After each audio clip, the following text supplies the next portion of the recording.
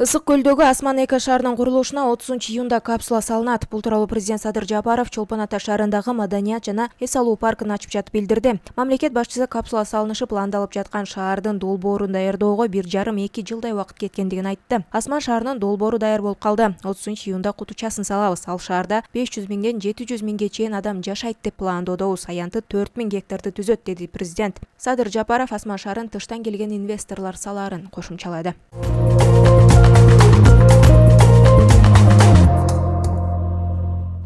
Жогорку кеңештин бүгүнкү жыйынында мамлекеттик тил жөнүндө конституциялык мыйзамдын долбоору 3-окууда каралып, 69 депутаттын макулдугу менен кабыл алынды. Мамлекеттик тил жана тил саясаты боюнча улуттук комиссиянын төрагасы Каныбек Усманалиев белгилегендей, аталган мыйзам долбоору 34 жылдан кийин кабыл алынып жатат. Парламент мыйзам долбоорун президенттин кароосуна жөнөттү. Мамлекет башчысы долбоорго кол койгондон кийин ал мыйзам катары күчүнө кирет.